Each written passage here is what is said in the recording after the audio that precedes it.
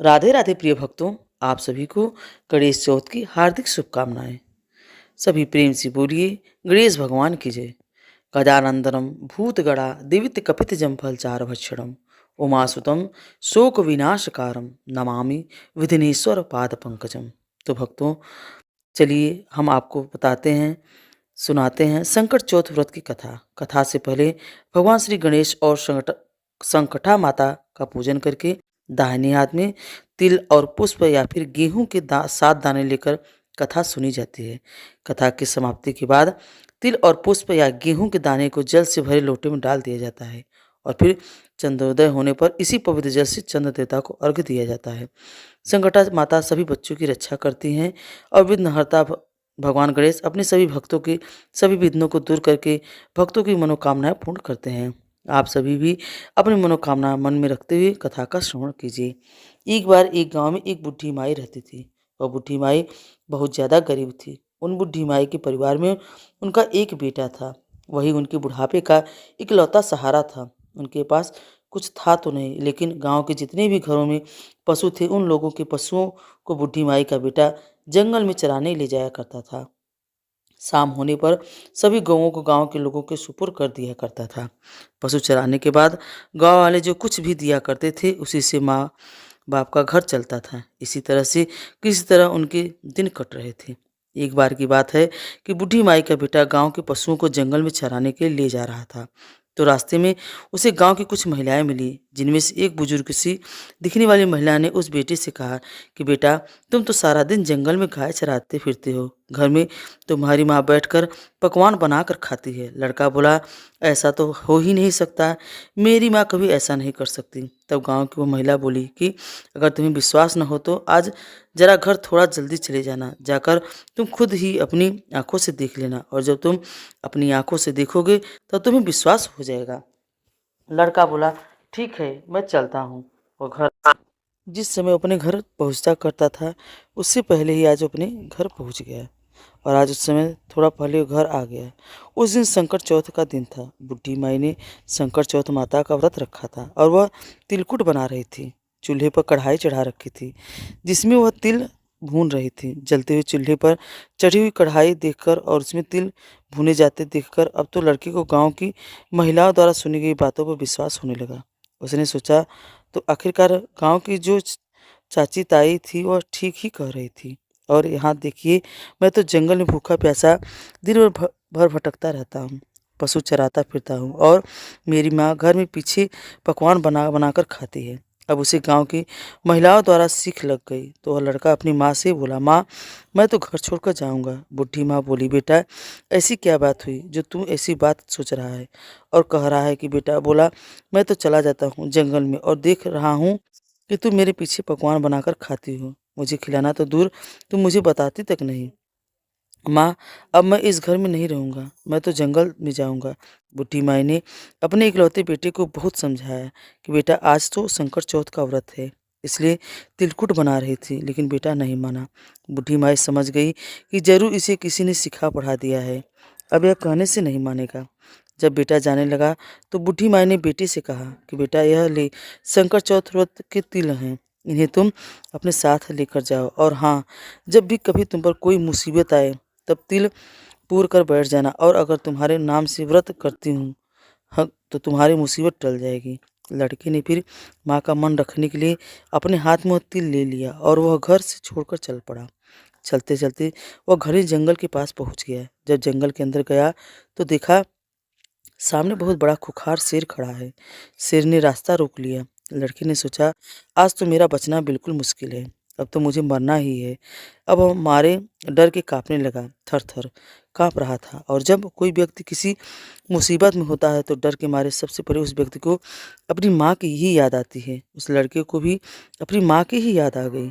जैसे ही माँ की याद आई तो माँ की कही हुई बात भी याद आ गई, बेटा, जब भी कोई मुसीबत पड़े तो तिल पूर कर बैठ जाना। अब बेटे ने झट से अपनी जेब से तिल निकाले और पूर कर वहीं बैठ गया और कहने लगा, हे संकट चौथ माता, अगर मेरी माँ मेरे नाम से व्रत करती है तो शेर गाय बन जाए और यहाँ से चला चला जाए, नहीं तो आज तो मेरा मरना तय है। जैसे ही उस लड़की ने ऐसा कहा, देखते ही देखते संकट माता की कृपा से वह शेर गाय बनकर पूँछ हिलाता हुआ वहाँ से चला गया, क्योंकि बूढ़ी माई ने तो केवल अपनी बेटी के नाम के ही व्रत करती थी। अब वह लड़का इधर जंगल में राम राम खाता हुआ आगे बढ़ा। थोड़ा आगे बढ़ा तो देखा एक बहुत बड़ी नदी है, रास्ते में उफान हुई थी आ रही थी। अब उसने सोचा कि अगर मैं नदी पार करूंगा तो मैं तो इतने गहरे पानी में डूबकर मर जाऊंगा। एक तो नदी का बहाव तेज है, ऊपर से तूफान भी आया हुआ है। अगर मैं यह नदी पार नहीं कर सका तो रात भी हो गई है और पीछे घना जंगल है। जंगल में रहने वाले जंगली जानवर तो मुझे निश्चित ही जिंदा चबा जाएंगे, मुझे कच्चा खा जाएंगे। आगे कुआं और पीछे खाई।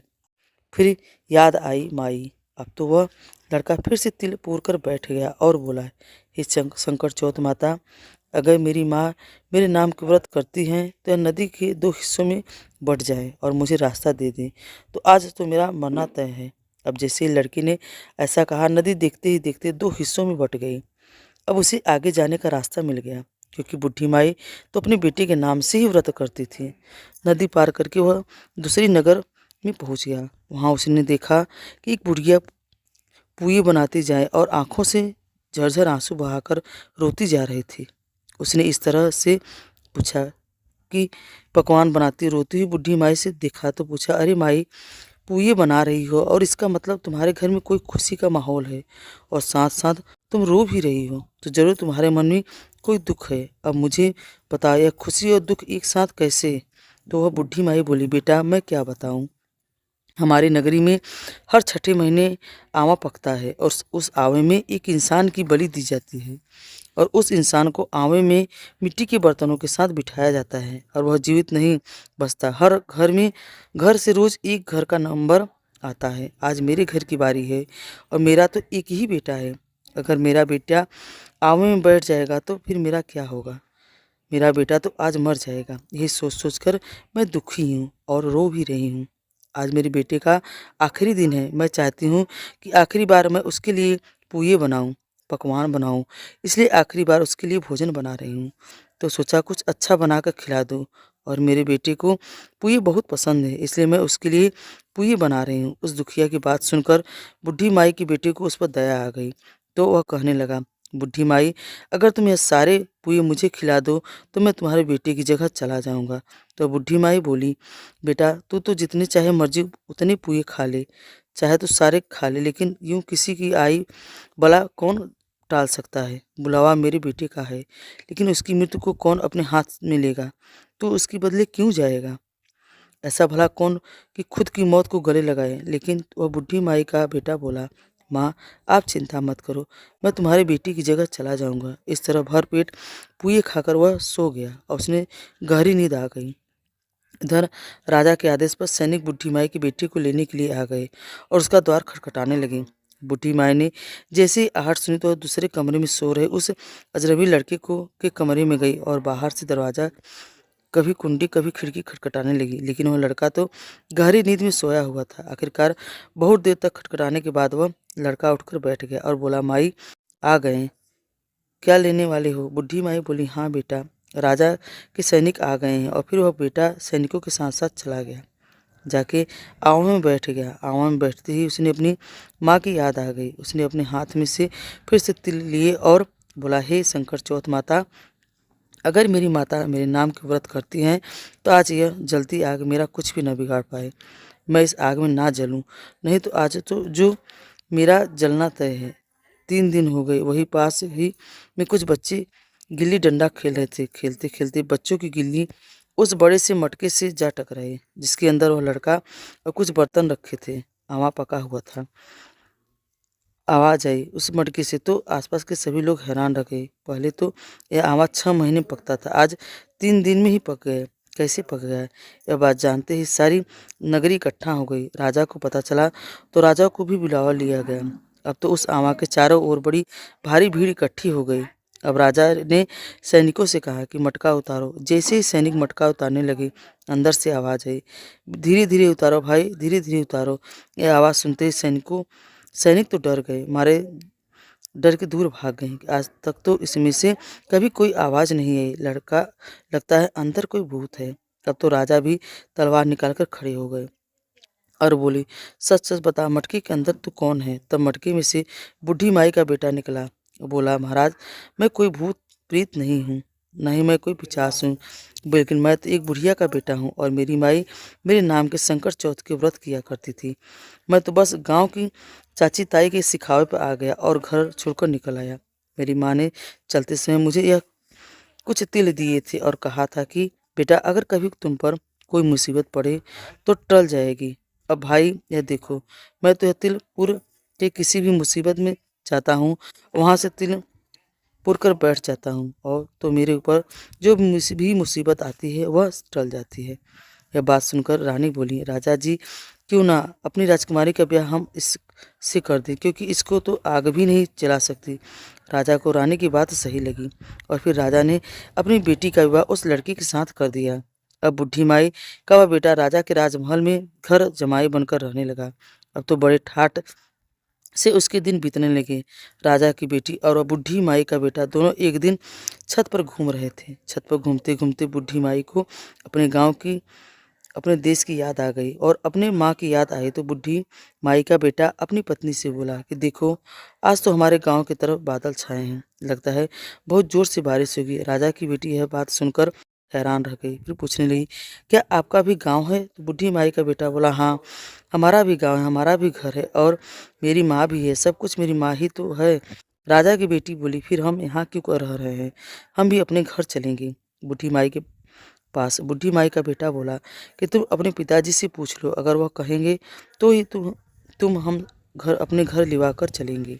अब तो राजा की बेटी महल में जाकर अपने पिताजी से बोली, पिताजी, आपके जमाई जी अब अपने घर जाना चाहते हैं। राजा ने कहा, यह तो बहुत अच्छी बात है, दूर जमाई लाख जमाई, घर जमाई खाक जमाई, ठीक है, तुम दोनों अपने घर जाओ, कमाओ खाओ अच्छे से, अपनी घर गृहस्थी बसाओ। अब तो भाई इसी में राजी हैं, इसी में खुश हैं। अब तो राजा ने विदाई करके खूब ढेर सारे हीरे मोती जवाहरात, हाथी, धन, घोड़े आदि देकर अपनी बेटी को विदा कर दिया। अब ये दोनों खुशी खुशी चल पड़े। इधर जब बुढ़ी माई का बेटा गांव के पास आ गया तो उसने एक सैनिक को अपने घर भेजा कि जाओ और जाकर मेरी माँ को बता दो कि उनकी बेटा बहू आ रहे हैं। अब सैनिक गया तो देखा कि बुढ़ी माई तो रो रो कर अंधी हो गई हैं। सैनिकों ने जाकर कहा कि बुढ़ी माई, आपका बेटा और बहू आए हैं। बुढ़ी माई सैनिकों से बोली, बेटा, सारा गांव तो मेरी हंसी उड़ाता है, अब तुम ही हंसी उड़ाते हो लग गए। मेरा बेटा तो घर छोड़कर चला गया क्योंकि उसे तो सीख लग गई थी और पता नहीं अब उसे कोई जानवर खा गया होगा, वह जिंदा भी है कि नहीं, और मुझे तो उसकी कोई खबर नहीं है। तो सैनिक कहने लगे, नहीं माई, आपका बेटा सचमुच में आया है और अपनी पत्नी को भी लेकर आया है। अब तो सारा गांव इकट्ठा हो गया, बुढ़ी माई का बेटा आ गया, लेकिन बुढ़ी माई को तो अब तक विश्वास ही नहीं हो रहा था। तब वो हाथ जोड़कर संकट माता का ध्यान करके बोली, हे संकट चौथ माता, अगर मेरा बेटा सचमुच में आया है तो दूध की धार सीधी इसकी मूँछों पर पड़ेगी। अब उसे चमड़े की अंगियां पहनाई गई। जैसे ही बुढ़ी माई का बेटा उसके सामने आया तो अंगियां फटकर दूध की धार छाती से बहकर बेटी की दाढ़ी मूछ भीग गए। अब तो पूरे गांव में हंगामा मच गया। बुढ़ी माई का बेटा आ गया, बुढ़ी माई का बेटा आ गया और शंकर चौथ माता की कृपा से बुढ़ी माई की आंखें भी ठीक हो गई। जैसे ही बेटा बहू सामने आए, उन्हें देखकर बुढ़ी माई बहुत खुश हुई। बेटा अपनी माँ के पैरों में गिर पड़ा और कहने लगा, माई, मुझे माफ़ कर दो, मैं तो चाची ताई के सिखावे पर आ गया था और घर छोड़कर चला गया था। तो मेरे नाम की व्रत करती और तुम्हारे दिए गए तिल तिल और संकटा माता ने ही मुसीबत मेरी रक्षा की है। बेटे बहू को देखकर बुढ़ी माई ने अपने पुराने सारे दुख भूल गए और फिर बोली, हे बेटा, शंकर चौथ माता ने मुझ मुझे तुम्हें लौटाया है, साथ में ब्याज भी लौटा दिया। अब तो बुढ़ी माई के ठाठ हो गए। बेटा बहू खूब मान लगाकर खुशी से बुढ़ी माई की सेवा करने लगी।